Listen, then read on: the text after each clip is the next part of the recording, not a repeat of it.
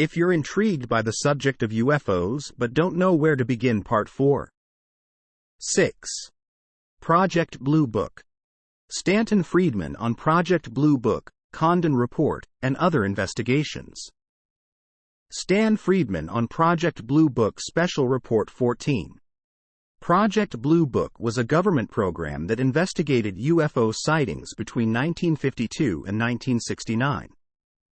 While the Air Force claimed that the project was a serious scientific inquiry, nuclear physicist Stanton Friedman conducted an investigation that revealed a different story. By analyzing declassified documents obtained through Freedom of Information Act requests, Friedman discovered that the Air Force had engaged in a deliberate campaign to discredit UFO sightings and to discourage people from reporting them. Evidence supported Friedman's claim that the Air Force engaged in a deliberate campaign to discredit UFO sightings and to discourage people from reporting them. For example, in 1953, the Air Force issued a regulation that prohibited its personnel from discussing UFO sightings with the public. In addition, the Air Force's Public Relations Office issued statements that downplayed the significance of UFO sightings and suggested that they could be easily explained as natural phenomena.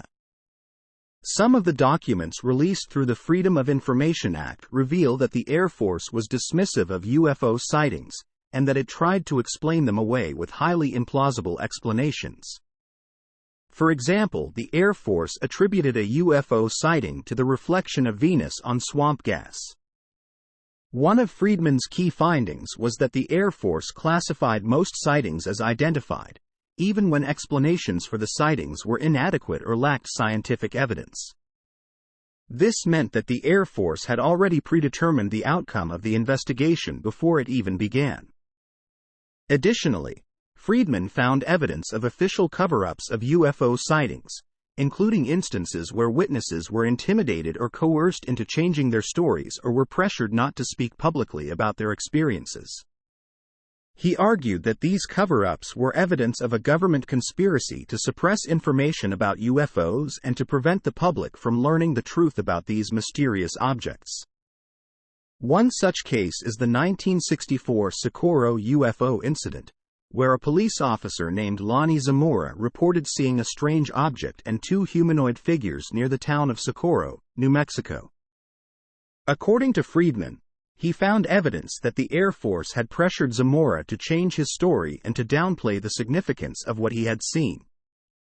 Friedman also claimed that the Air Force had tampered with physical evidence from the site and had intimidated other witnesses who had seen the same object. One specific instance that Friedman cited was the case of Captain Edward J. Ruppelt, who was the head of Project Blue Book from 1951 to 1953. According to Friedman, Ruppelt claimed that he was pressured by Air Force officials to change his conclusions about several UFO sightings, and that he was ordered to withhold information from the public. Project Blue Book director Edward J. Ruppelt was pressured by Air Force officials is supported by Ruppelt's own statements. In his book The Report on Unidentified Flying Objects, Ruppelt wrote about how he was repeatedly ordered to downgrade, eliminate, or ignore reports of UFO sightings by his superiors in the Air Force. He also described instances where Air Force officials pressured him to change his conclusions about certain cases, saying, "I was constantly reminded that I was working for the Air Force and that certain things were none of your business." Ruppelt's experiences suggest that there was a culture within the Air Force at the time that discouraged serious investigation into UFO sightings and that sought to downplay their significance. Friedman's criticisms of Project Blue Book were detailed in his many books and articles on the subject, including Flying Saucers and Science, and Crash at Corona. He was highly critical of the Air Force's investigation and accused them of being biased and unscientific in their approach. In particular, Friedman argued that Project Blue Book's conclusions were based on incomplete and inaccurate data and that they often ignored or suppressed evidence that did not support their predetermined conclusions. Friedman also criticized the way in which Project Blue Book handled eyewitness testimonies. He argued that the project's investigators often disregarded or dismissed witness accounts, even when they were supported by physical evidence. For example, in his book Crash at Corona, Friedman argued that the Air Force deliberately ignored evidence of a UFO crash in Roswell, New Mexico in 1947, and instead covered it up by attributing it to a weather balloon, after initially releasing to the public that the military had recovered a spacecraft.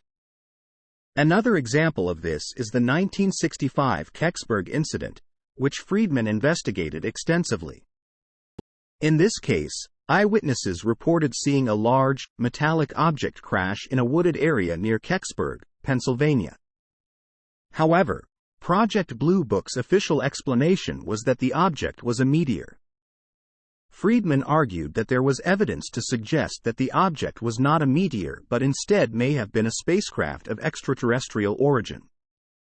Friedman conducted a thorough investigation of the Kecksburg incident and found evidence to suggest that the official explanation by Project Blue Book was inadequate. According to Friedman, eyewitnesses reported seeing a large, metallic object with strange markings crash in the woods near Kecksburg. However, the Air Force maintained that it was a meteor despite no evidence of an impact crater or meteor fragments being found. Friedman pointed out that there were inconsistencies in the Air Force's explanation, such as the fact that the military personnel who arrived on the scene immediately cordoned off the area and removed the object on a flatbed truck. Furthermore, he argued that eyewitnesses reported seeing military personnel in hazmat suits handling the object, which suggests that it may have been a spacecraft with potentially hazardous materials. Friedman also uncovered evidence that suggested a cover-up, such as witness intimidation and reports of military officials confiscating film and other evidence. Overall, Friedman's investigation into the Kecksburg incident provides compelling evidence to suggest that the object was not a meteor and that the Air Force may have engaged in a cover-up to suppress evidence of extraterrestrial activity. Another example that Stanton was critical of was the 1952 Washington, D.C. UFO incident, in which multiple witnesses reported seeing a group of strange, glowing objects in the sky over the U.S. Capitol. Project Blue Book initially dismissed the sightings as a temperature inversion, but Friedman argued that this explanation was inadequate given the number of witnesses and the duration of the sightings. He criticized Project Blue Book for not conducting a more thorough investigation into the incident and for not taking the eyewitness testimonies seriously. Friedman's advocacy for more scientific investigation into UFOs has been influential in shaping public opinion on the issue. He believed that it was important for researchers to approach the topic with an open mind and to examine all available evidence before drawing conclusions. His work helped to inspire a new generation of researchers who continue to study the UFO phenomenon to this day. 7. Stanton Friedman's contributions and why you should read his books. Stanton T. Friedman was a pioneering UFO researcher who made significant contributions to the study of UFOs. His work has helped to legitimize the study of UFOs and to bring the topic into the mainstream. I respect and admire Stanton Friedman for his dedication to his work, his tireless efforts to investigate UFO sightings, and his willingness to challenge the skeptics. Friedman was a nuclear physicist by training and worked on a number of high-profile projects for the U.S. government, including the development of nuclear propulsion systems for space travel. However, he became interested in UFOs in the 1950s after reading a book by Donald Keyhoe, a former Marine Corps pilot who had investigated UFO sightings. Friedman's scientific background and analytical skills made him an ideal candidate to investigate UFO sightings from a scientific perspective. Over the course of his career, Friedman investigated countless UFO sightings and claims of alien encounters. He was known for his meticulous research methods and his ability to separate fact from fiction. He was also a prolific author, writing numerous books and articles on the subject of UFOs. His books included Flying Saucers and Science, Top Secret Magic, and Captured: The Betty and Barney Hill UFO Experience. One of the things I admire most about Friedman is his willingness to challenge the skeptics. He was never afraid to take on those who dismissed UFO sightings as hoaxes or illusions.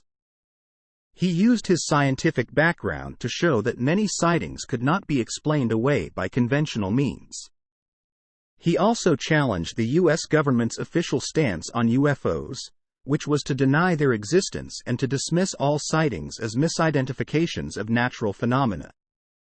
Friedman's contributions to the study of UFOs is hard to compartmentalize or frame, because he was such a valuable contributor to the field. He was a sought-after speaker on the lecture circuit, and he appeared on numerous television and radio programs to discuss his research. Friedman's work has helped to bring the study of UFOs into the mainstream.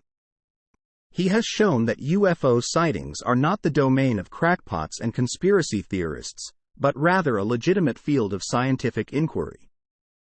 He has also helped to popularize the idea that aliens may be visiting Earth and that the government may be hiding information about their existence. Stanton T. Friedman was a pioneering UFO researcher who made significant contributions to the study of UFOs. His scientific background, meticulous research methods, and willingness to challenge the skeptics made him a valuable asset to the UFO research community. His work has helped to legitimize the study of UFOs and to bring the topic into the mainstream. I respect and admire Stanton Friedman for his dedication to his work and his willingness to stand up for what he believed in. If you want to read some of Stanton's work, I highly suggest you buy his books. But here are a few links to publicly available writings and lectures by Stanton that you can enjoy for free. Post from user Not Artificial at UFO Believers at Reddit.